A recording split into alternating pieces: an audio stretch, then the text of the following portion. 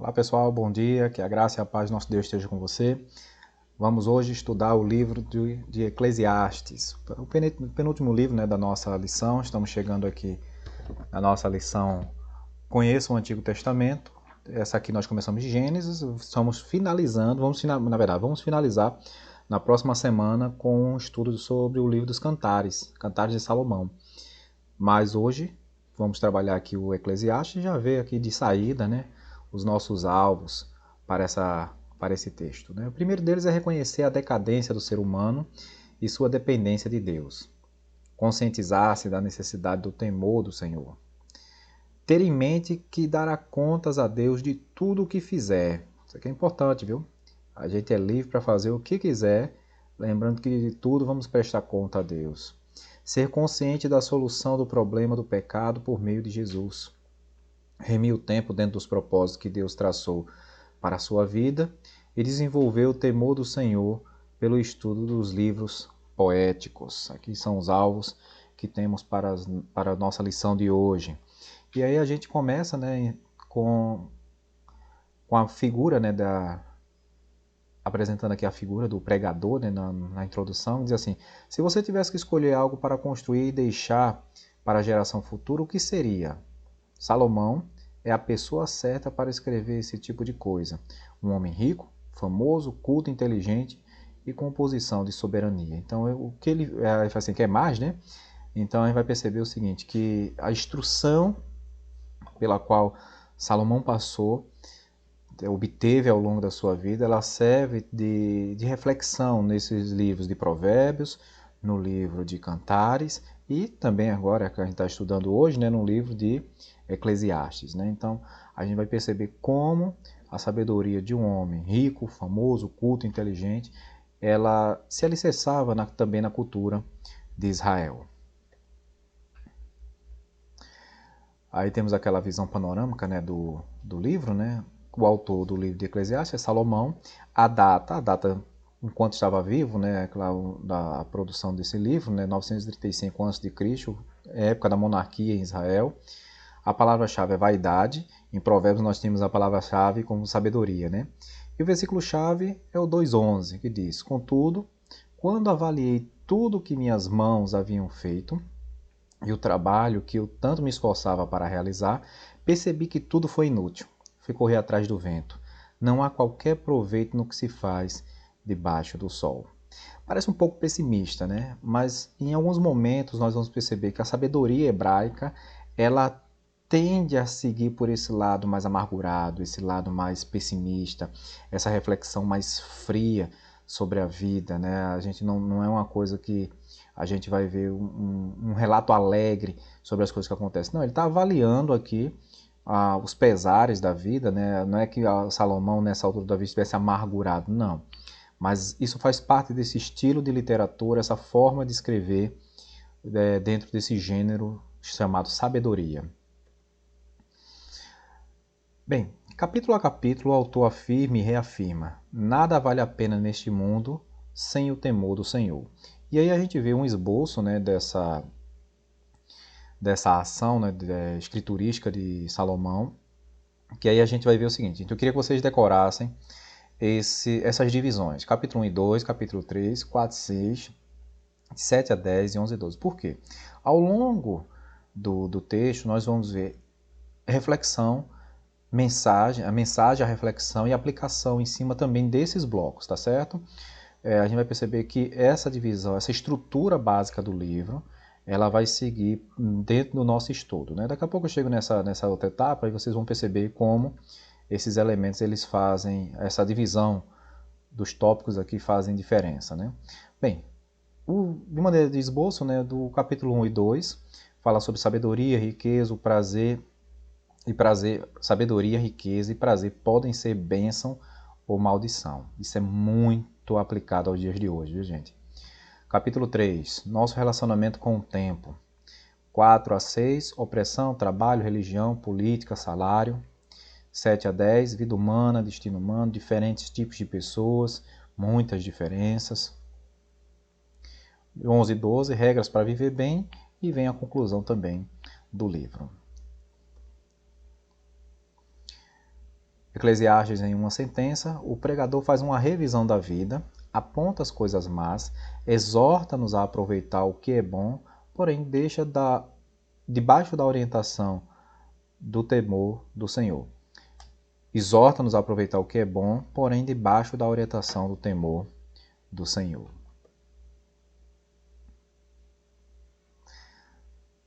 No livro de Eclesiastes, o rei Salomão se identifica como pregador. Considerando o livro como um todo, podemos ver que o sábio rei fez um verdadeiro trabalho de pregador, expondo sua mensagem de forma clara e aplicando-a diretamente à vida, sem fugir de sua tese central explícita em Eclesiástico 12, versículo 13, que diz o seguinte: de tudo que se tem ouvido, a suma é: teme a Deus e guarda os seus mandamentos, porque isso é o dever de todo homem. Quando a gente fala aqui palavras do pregador, a gente tem a palavra Eclesiastes, é uma tradução do grego. No original, o termo seria correlete, né, que seria o pregador, né, aquele que congrega as pessoas na assembleia. Então, esse correlete, que é o pregador, ele reúne as pessoas na Kahal, que é a assembleia, né, o Israel, né, aquela reunião do povo. Então, esse pregador, né, veja que lá em Provérbios é o sábio, aqui nós temos a questão do pregador, o mestre, né, o professor, explícito no texto. Né. E eu queria comparar com vocês justamente essa diferença lá do livro de Provérbios para o livro aqui de Eclesiastes. Eu separei duas porções de textos, porque para a gente perceber como é que está se dando o trato com cada um dos livros. Né? Veja aqui no capítulo 1, versículo 8 de Provérbios, nós temos aqui um vocativo, meu filho. Então ele diz o seguinte: ouça, meu filho, a instrução do seu pai e não despreze o ensino de sua mãe. Então a gente vai perceber que o interlocutor, o autor, no papel de interlocutor bíblico, ele está interagindo como um pai interage com o filho. É como se Salomão estivesse deixando para seus filhos, aí no caso o filho não só os seus filhos biológicos, mas seus filhos de nação, né, de herança, ensinamentos para a vida. É como os pais ensinam seus filhos. Meu filho, escute o que eu estou lhe dizendo. Faça o que eu estou lhe orientando. Então, a gente vê essa linguagem mais próxima. Por isso que a gente vê, a gente olha para o livro de Provérbios com menos, assim, não é com menos rigor, né? Mas assim, a gente vê com mais leveza o livro de Provérbios do que o livro de Eclesiastes. O livro de Eclesiastes ele é carregado, né, de uma reflexão, carregado de um pessimismo nas entrelinhas, de uma aparente amargura, mas o de Provérbios ele é mais claro, mais familiar. E veja como é que ele começa Eclesiastes. Melhor, começa não, né? É porque eu separei o versículo 11 e 12, porque vem aquela introdução do livro de Eclesiastes, e quando ele coloca o que vai apresentar para o povo, já é justamente nos versículos 12 e 13, que diz assim: eu, mestre, eu, o mestre, né? Veja aqui em cima nós temos um vocativo e aqui nós temos um aposto. Eu, o mestre, fui rei de Israel em Jerusalém. Dediquei-me a investigar e usar a sabedoria para explorar tudo que é feito debaixo dos céus. Que fardo pesado Deus pôs sobre os homens. Essa é a conclusão, né, que ele tem. Né? Então perceba que aqui ele não se posiciona como pai, mas ele se posiciona como o pregador, ele se posiciona como o professor, ele se posiciona como o mestre. Né? Quando eu falo aqui que é um apóstolo, essa é a qualidade da pessoa, do sujeito aqui. O sujeito aqui é Salomão, né? Eu, o mestre, né? O rei de Israel. Né? Então ele coloca essa característica. Então aqui como um pai orienta o filho e aqui como um professor orienta seu aluno. Então essa é uma diferença entre esses dois livros bíblicos. Né? Então a partir dessa diferença nós vamos ver também a construção de um texto próprio para cada uma dessas situações, né? Das situações discursivas. Bem, aí o que eu disse a vocês, né, que a gente ficasse atento àquela divisão do capítulo 1 e 2, capítulo 3, capítulos 4 a 6, de 7 a 10 e o 11 e 12. Por quê? Em cada um desses blocos você tem uma mensagem, você tem uma reflexão e você tem uma aplicação. Então a gente precisa perceber o seguinte, o que, que ele está colocando sobre a vida. Como é que ele reflete sobre isso? Como é que ele interpreta isso? E como é que ele aplica isso às nossas vidas? Aí a gente vai fazer esse exercício, né? Como essa reflexão de Salomão ela se aplica às nossas vidas hoje. Então a gente precisa ler o livro de Eclesiastes com essa perspectiva, né? De mensagem, reflexão e sempre aplicando, sempre desafiando o crente a uma nova postura diante do que leu em relação à palavra de Deus, né? Aí nós temos algumas doutrinas que são destacadas pelo autor da revista, né? Pelo menos duas doutrinas básicas, da doutrina de Deus e a doutrina do ser humano. Então em Eclesiastes nós percebemos, né, que Deus é apresentado como o Criador. Lembra de ter o Criador, né? O seu papel como Criador vai além de fazer todas as coisas e dar vida. Ele também é o organizador da vida, mantendo até mesmo as coisas mais simples em execução, né? Então a gente vai perceber assim um Deus que está a par e interfere no curso da história. Por que isso? Porque não são poucas as correntes de pensamento antigo e também de pensamento moderno que acreditavam no Deus Criador. Só que aí, depois dessa criação, é que vem o problema. Problema em qual? Porque assim, tem algumas correntes que dizem o seguinte: Deus criou todas as coisas, estabeleceu as leis da física, estabeleceu as leis naturais, para quê? Para que o mundo e o universo pudesse ser regido por elas, e ele não interfere mais. A nossa concepção de fé é diferente dessa corrente que advoga isso. Nós acreditamos no quê?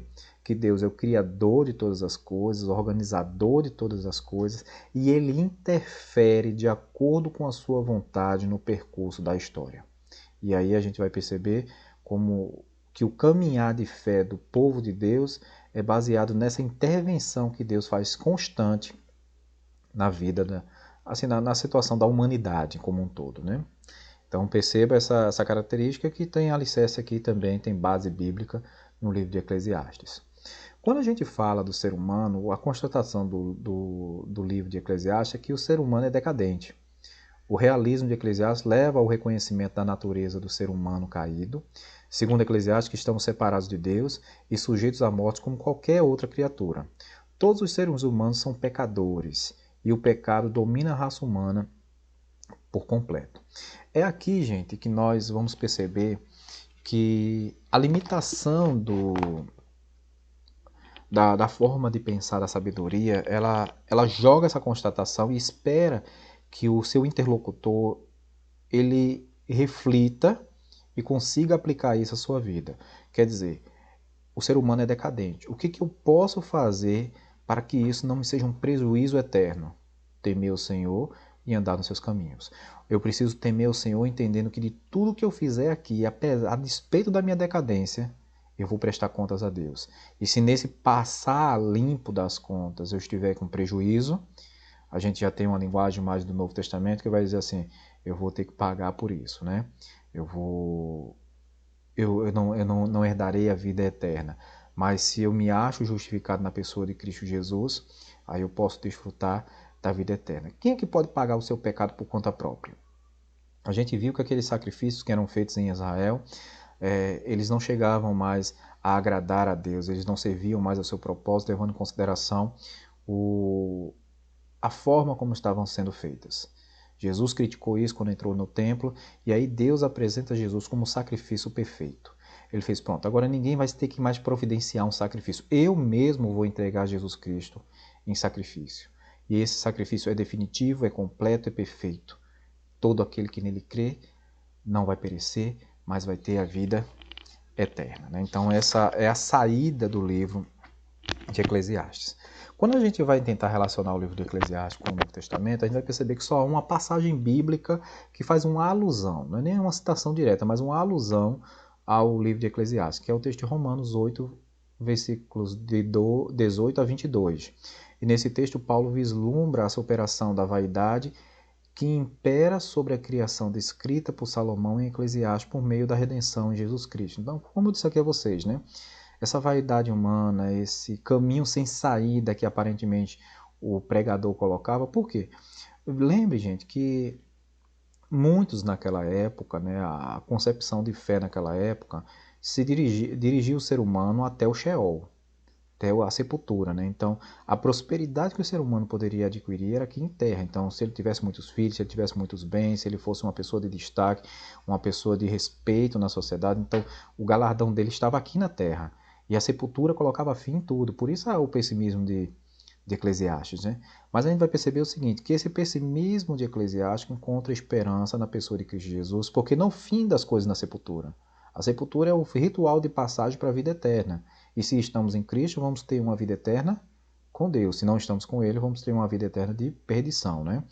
Então a gente precisa entender isso, que a visão do pregador, por mais sábio que ele fosse, é uma visão limitada à teologia do seu tempo, à compreensão do seu tempo, à compreensão que eles tinham de Deus na época em que viviam. Então, com o passar do tempo, a gente foi percebendo que a vida não termina na sepultura, não termina no Sheol.